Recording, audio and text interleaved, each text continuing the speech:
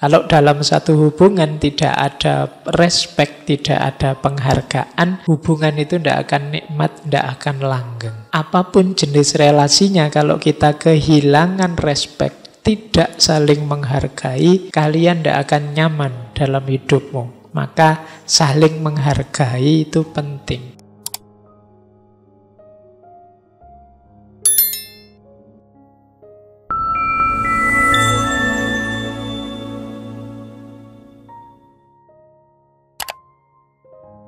Assalamualaikum warahmatullahi wabarakatuh. Bismillahirrahmanirrahim.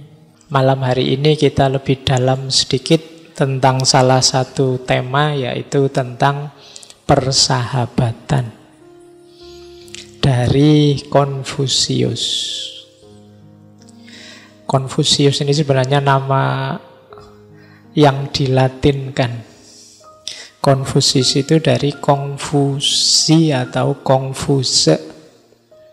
Kalau diterjemahkan letterlek itu guru Kong. Beliau panggilannya Kongzi. Nama asli beliau Zongni. Ayah beliau namanya Konghi. Jadi Kong ini nama keluarga. Nama aslinya Zongni. Jadi Kong Zongni dipanggil ringkes Kongzi. Nanti jadi guru dipanggil guru Kong, Kongfuzi. Ketemu lidahnya orang barat jadi Konfusius. Nah, saya tidak tahu kalau ketemu lidahnya orang Indonesia jadi apa. Apalagi lidahnya orang Jawa ya kadang. Tapi ya enggak apa-apa, wong ya memang menyebut nama itu kan kadang-kadang kalau beda lidah kan sulit. Orang luar pun kalau ke Indonesia menyebut nama-nama kita kan juga sering keliru-keliru. Superman mungkin jadi Superman. Mungkin nama apa gitu, makanya enggak usah malu. Kalau cuma salah dialek, bagi saya ya biasa saja, memang lidahnya orang itu beda-beda. Tidak harus diketawakan. Saya itu pernah latihan mati-matian belajar bahasa Inggris yang fushah. Tapi ya keluarnya tetap Jawa. Jadi mungkin teman-teman mesti selalu ketawa kalau dengar saya membaca bahasa Inggris. Memang lidahnya sudah terlanjur Jawa. Jadi ya tidak apa-apa.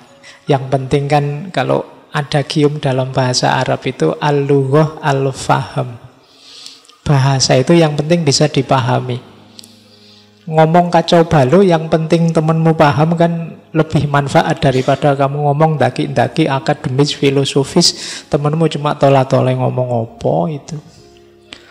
Nah, jadi itu gunanya bahasa. Baik, malam hari ini kita akan belajar tentang tokoh ini. Mungkin pengantarnya tidak sepanjang minggu lalu ketika kita membahas Montaigne, karena sudah pernah kita bahas.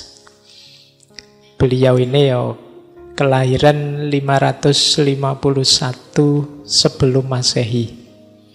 Berarti abad ke-5, abad ke-6 sebelum Masehi. Ini era yang sejaman dengan Sokrates dan kawan-kawan.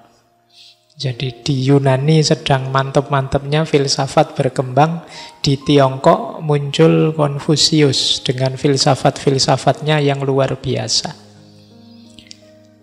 Nah, ya kalau di dalam agama Konghucu, Konfusius ini salah satu apa bahasanya nabi. Jadi salah satu utusan. Baik, cuma kita malam hari ini membahasnya tidak sebagai agama tapi sebagai filsafat. Karena memang gagasan-gagasan beliau termasuk yang punya pengaruh besar dalam tradisi filsafat. Beliau ini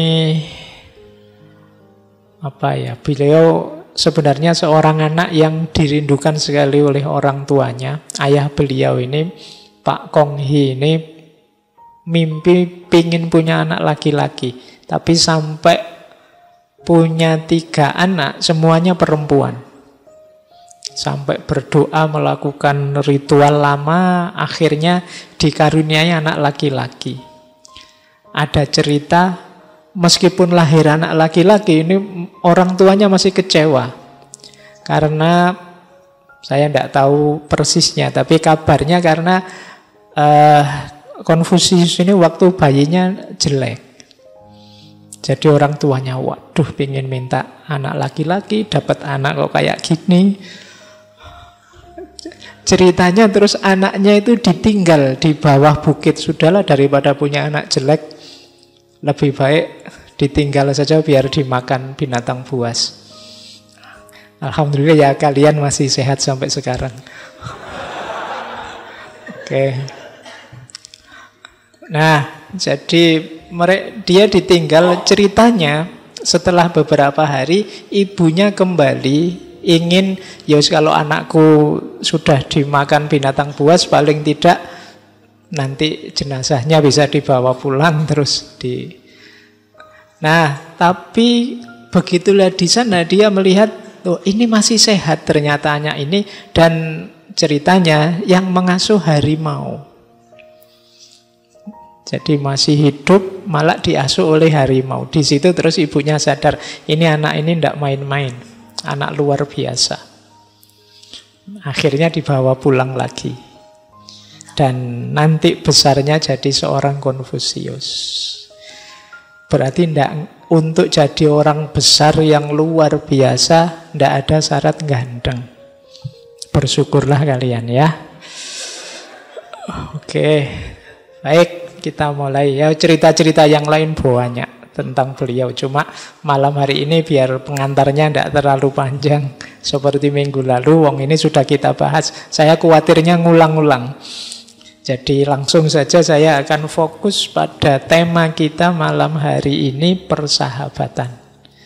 Jadi malam hari ini kita mengikuti anjurannya hadis utlubul ilma walau bisin. Jadi carilah ilmu meskipun sampai ke negeri Cina, sampai ke Tiongkok. Nah, kita belajar beneran sekarang tentang filsafat Tiongkok. Meskipun hadis ini secara sanad banyak yang meragukan, dianggap dhaif, tapi secara makna ya menurut saya masuk saja, karena mencari ilmu itu kewajiban kita dari manapun tentang apapun. Ini kan yang jadi moto kita di ngaji filsafat ini. Baik, saya mulai, bismillah, langsung ke materi-materi pokoknya. Saya awali dari sini. Ini menurut saya menarik. Saya tidak tahu mengulang apa tidak ini, tapi mungkin mengingatkan kita. Proses hidup beliau menurut cerita beliau sendiri. Jadi kata beliau begini. Pada umur 15 tahun, aku siapkan hatiku untuk belajar. Jadi 15 tahun itu sudah mulai siap belajar yang serius, tidak lagi belajar yang dasar-dasar. Pada usia 30 tahun, aku merasa diriku sudah mapan.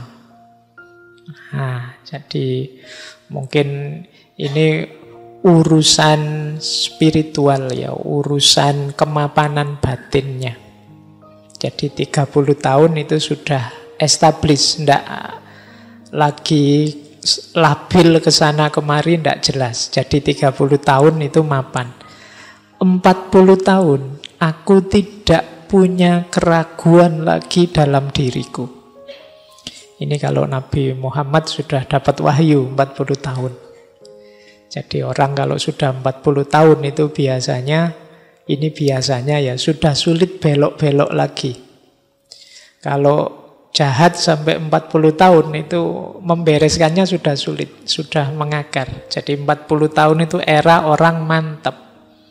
30 tahun mapan, 40 tahun mantap. 15 tahun start jadi orang dewasa, siap-siap. Nah, saya tidak tahu kalian sudah sampai titik mana. Semoga nanti pas 30 sudah mapan. Iya. Atau ada yang sudah 30 belum mapan, ya enggak apa-apa. Yang penting 40-nya nanti mantep. Iya. Kalau belum mantep ya anggap saja belum Pak, saya usia fisiknya 40 tapi usia spiritualnya belum, tidak apa-apa, bisa. Nah, jadi 40 mantep. 50 itu bahasanya Konfusius, aku tahu wasiat surga. Kalau ini sudah lebih masuk lagi, tahu wasiat surga itu ya sudah spiritualitasnya tinggi. Dan 10 tahun kemudian aku siap mendengar itu. Oh, ini kalau bahasa agama mungkin jiwa tawakalnya sudah memuncak. Hidupnya sudah lillahi ta'ala saja. Sampai umur 70 tahun aku bisa mengikuti keinginan hatiku tanpa harus mendahului kebenaran. Jadi di usia 70 tahun itu sudah selaras antara dirinya dan kebenaran. Yang aku inginkan yaitu kebenaran. Kalau kita yang masih muda ini kan sering tabrakan antara keinginan kita dengan kebenaran. Saya ingin ini Pak, ternyata yang kita inginkan itu bukan sesuatu yang benar, yang baik. Akhirnya kan kita harus berjuang menggeser keinginan kita selaras dengan kebenaran. Nah, kata Konfusius, aku umur 70 tahun itu sudah nyambung antara keinginan hatiku dengan kebenaran. Baik, ini saya angkat mungkin nanti untuk bahan refleksi ya buat teman-teman. Kira-kira aku umur berapa dan sudah sampai di titik mana? Karena kita itu sering terlena oleh waktu. Tidak sadar Pak, tiba-tiba saya sudah usia sekian.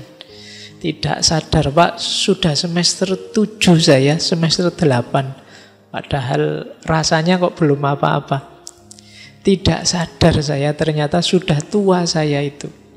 Begitu lihat temennya nikah, wah tidak sadar ternyata saya waktunya nikah. Kemana saja aku selama ini, kan gitu. Lu buat apa waktuku selama ini kok tiba-tiba? Kan kita sering jatuh pada tiba-tiba. Kalau bahasanya para filosof eksistensialis itu namanya faktisitas. Kita sering tersadar, terlempar pada fakta. Tiba-tiba saja kok begini, tiba-tiba saja kok begitu. Nah, untuk menghindari kekagetan-kekagetan yang tiba-tiba, kalau dalam filsafat kan mari hidup yang refleksif. Sering-sering muhasabah. Ini gaya muhasabahnya Konfusius. Jadi umur sekian aku begini, umur sekian aku begitu. Ada tahapan-tahapannya. Baik. Ya paling tidak dari sini kelihatan profilnya seorang Konfusius. Baik, kita mulai. Nah, disinilah nanti kita belajar tentang persahabatan. Malam hari ini kita akan banyak mengambil dari kitab, salah satu kitab sebenarnya dalam Konghucu yang itu isinya wasiat-wasiat, nasihat-nasihat, hasil obrolan antara Konfusius dan murid-muridnya dan lain sebagainya. Yang kalau dalam bahasa Inggris sering diterjemah jadi analek. Kalau dalam bahasa aslinya kitab Lunyu. Lunyu itu jangan disamakan dengan bahasa Jawa ya. Kalau bahasa Jawa lunyu itu licin. Tapi lunyu itu artinya sabda yang suci atau sabda yang agung. Ini salah satu kitab pokok dalam agama Konghucu selain 9 kitab yang lain ya. Kalau yang lunyu ini bagian dari 4 kitab utama. Yang isinya tadi wasiat-wasiat, kemudian nasihat-nasihat, cerita-cerita obrolan antara Konfusius dengan murid-muridnya. Malam hari ini kita akan mengambil sebagian besar dari situ untuk belajar tentang persahabatan. Kitab ini terdiri dari 20 bab terbagi dalam 2 jilid. Baik, nah termasuk tema ini. Tema persahabatan ini. Jadi persahabatan itu satu dari 5 hubungan yang kita jalin di dunia ini. yang paling istimewa. Nanti kita lihat istimewanya di mana. Jadi ini adalah kalau bahasa Inggrisnya cardinal relation. Hubungan yang paling pokok dalam hidup kita. Yang pertama atasan dan bawahan. Atasan dan bawahan jabatan ya, bukan pakaian. Ya nanti kamu bayangannya atasan dan bawahan itu baju dan celana. Maksudnya kita kan selalu ada posisi bawah dan posisi atas dalam kerja, karir, dan lain sebagainya. Pimpinan dan anak buah. Nah, itu atasan dan bawahan. Yang kedua orang tua dan anaknya. Yang ketiga suami dan istrinya. Yang keempat kakak dan adiknya. Baru yang terakhir teman dan teman. Ini hubungan nomor 5, hubungan persahabatan. Malam hari ini kita hanya membahas itu. Dasarnya dari semua hubungan itu xiao atau respect atau penghormatan, penghargaan. Ini dasar dari semua hubungan itu. Kalau dalam satu hubungan tidak ada respect, tidak ada penghargaan, hubungan itu tidak akan nikmat, tidak akan langgeng. Apapun jenis hubungannya. Maka saling menghargai itu penting. Apapun jenis relasinya, kalau kita kehilangan respect, tidak saling menghargai, kalian tidak akan nyaman dalam hidupmu. Apakah itu antar teman, antar saudara, bahkan antar anak bangsa. Jadi harus ada respect, menghargai. Menghargai itu nanti hubungannya dengan kita terima dia apa adanya, sesuai kondisinya, kita hormati pilihan-pilihan hidupnya. Itu namanya respect. Jadi dasar yang pertama ini. Jadi relasi-relasi yang harus kita perhatikan. Kuncinya di situ nanti. Nah, istimewanya apa? Hubungan teman dengan teman ini, istimewanya adalah ini satu-satunya hubungan yang tidak atas bawah tapi sejajar. 4 hubungan yang lain, yang tadi ada atasan bawahan, orang tua dengan anaknya, itu kan hubungan atas bawah. Tapi satu-satunya yang sejajar ini hubungan antar teman.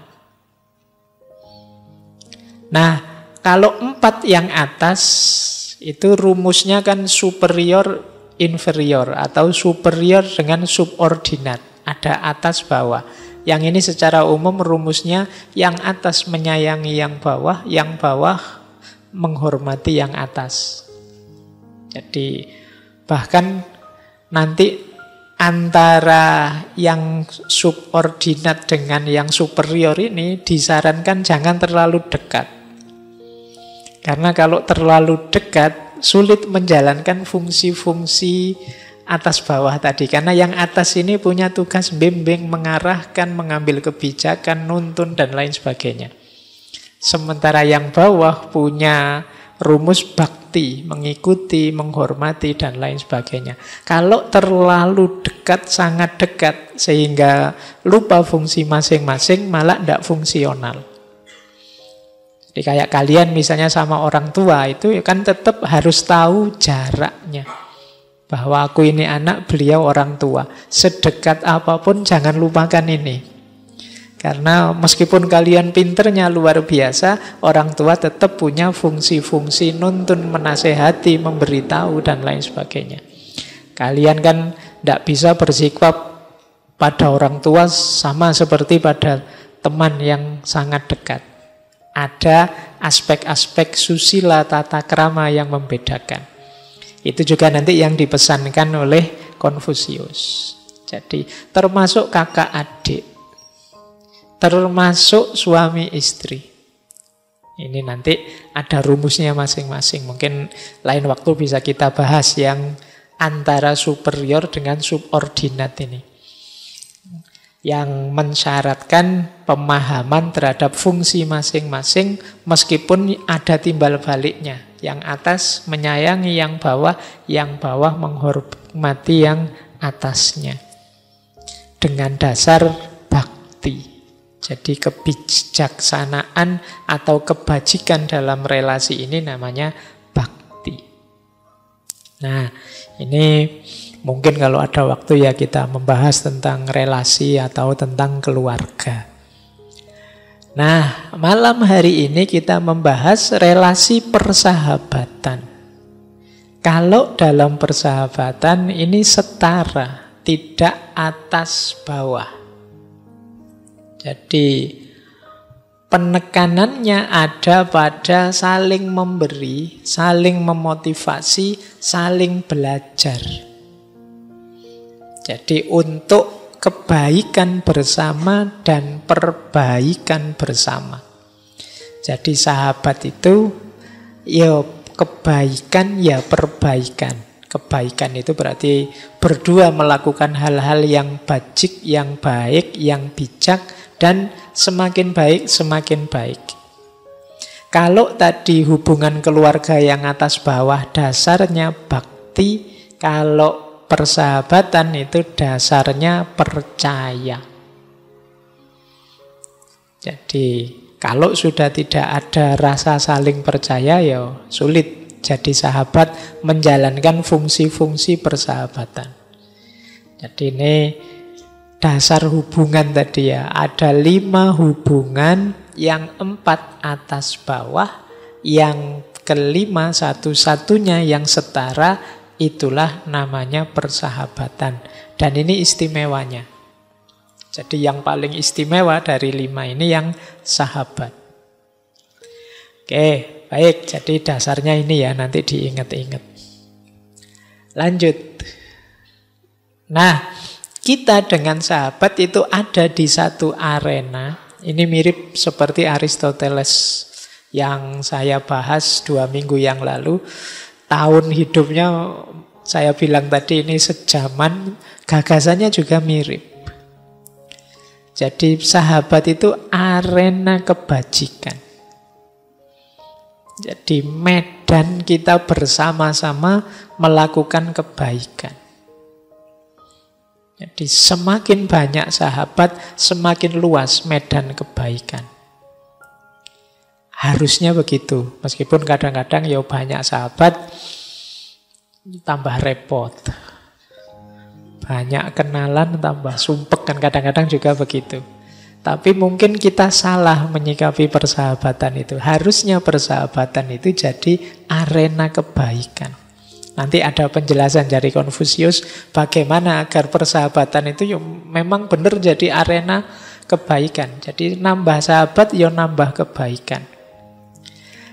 Nah, dalam tradisi Konfusianisme dikenal yang namanya kebajikan itu 5. Jadi tadi arena kebajikan berarti persahabatan itu bergerak di 5 bidang ini. Yang pertama ren atau cinta kasih atau kemanusiaan. Jadi dalam persahabatan ya kita mewujudkan ren. Bagaimana kita memanusiakan manusia. Bagaimana kita saling menyayangi, saling mencintai antar manusia. Jadi kita hidup secara manusiawi antara lain dengan memanusiakan orang lain. Menyayangi orang lain. Ini dasar hidup manusia yang punya, yaitu namanya ren. Kalau teori tentang cinta kan teman-teman mestinya wapal kan, sudah bolak-balik kita bahas cinta-cintanan. Kasih sayang, rahmatan lil alamin. Ini tema-tema agung, tema-tema besar. Yang asik dan indah kalau dibahas, meskipun dalam prakteknya tidak mudah.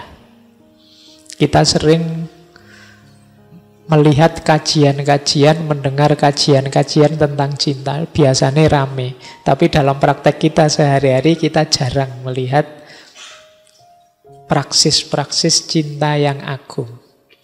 Nah, di hampir semua agama sebenarnya cinta itu kan jadi tema utama. Jadi medan persahabatan harusnya juga begitu.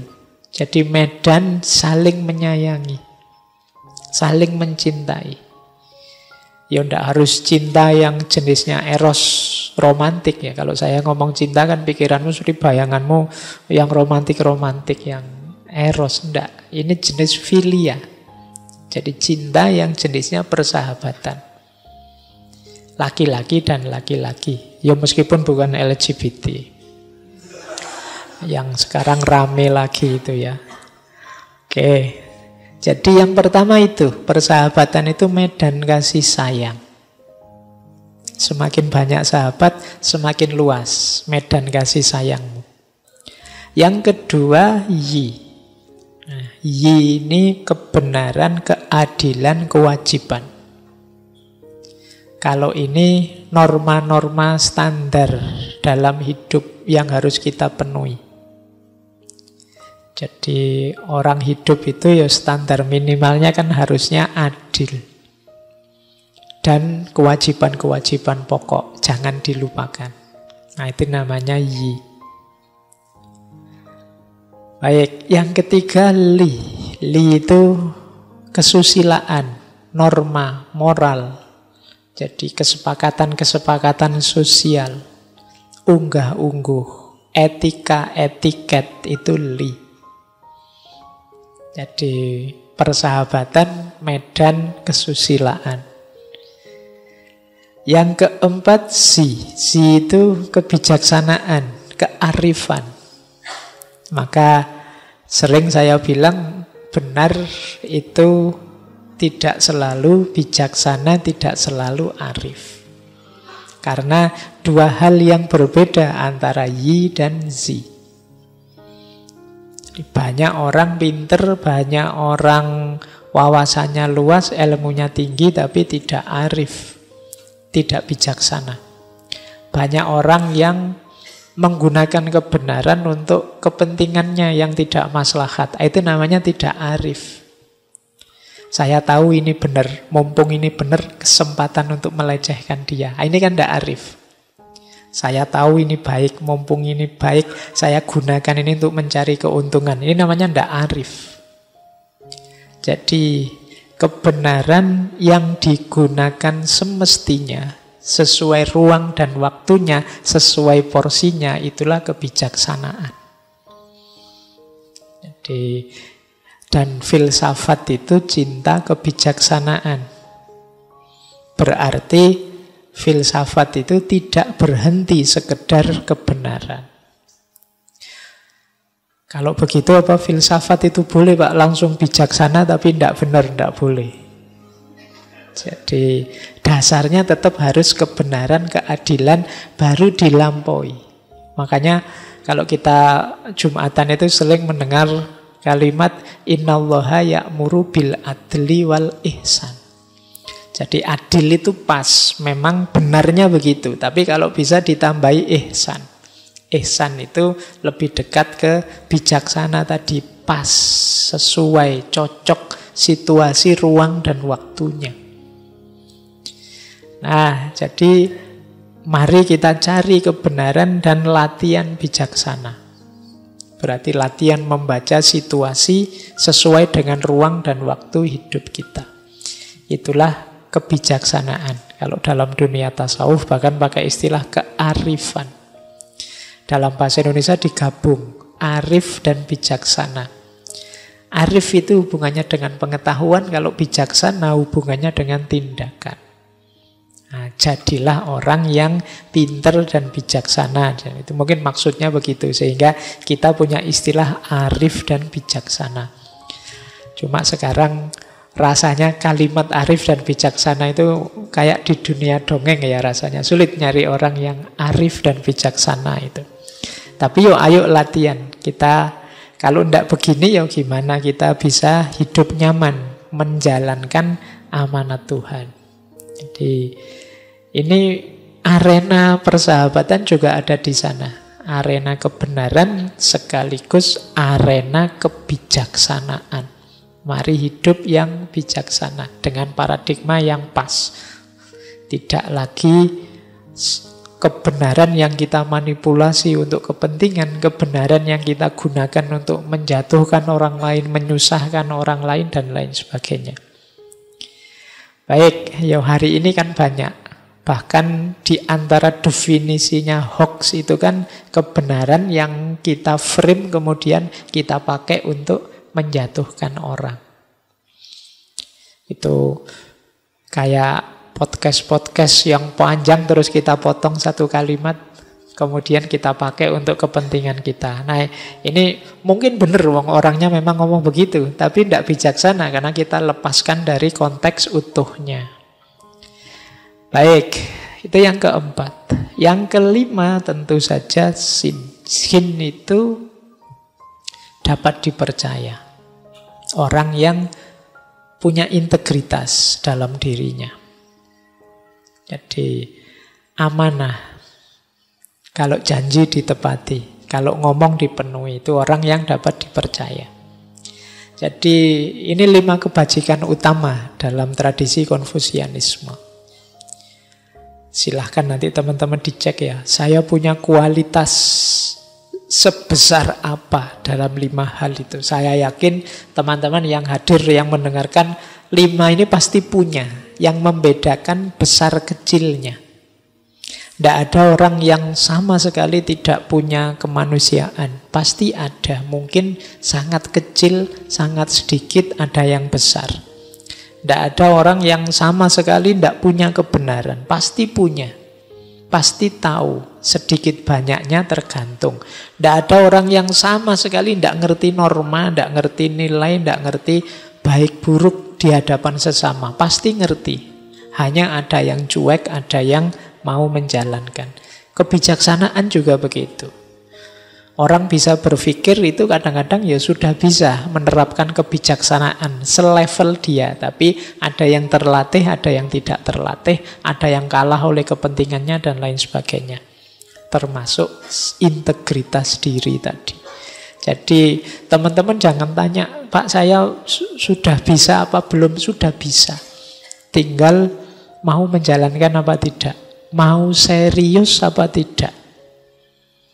Kadang-kadang dalam hidup ini itu cuma problem mau serius atau tidak serius. Ngaji malam hari ini, itu nanti dapat apa, manfaatnya apa, mungkin sebagian besar tergantung serius apa tidak serius. Antara yang serius dan tidak serius mungkin capeknya sama. Bensinnya ya sama kalau sama-sama kesini naik motor. Jatah minumnya ya sama, sak gelas kecil. Kemudian apa-apa nih sama. Tapi hasil yang didapat bisa beda-beda. Kemungkinan dari niat dan kesungguhannya yang beda-beda. Apa yang kalian cari, itulah yang kalian dapat.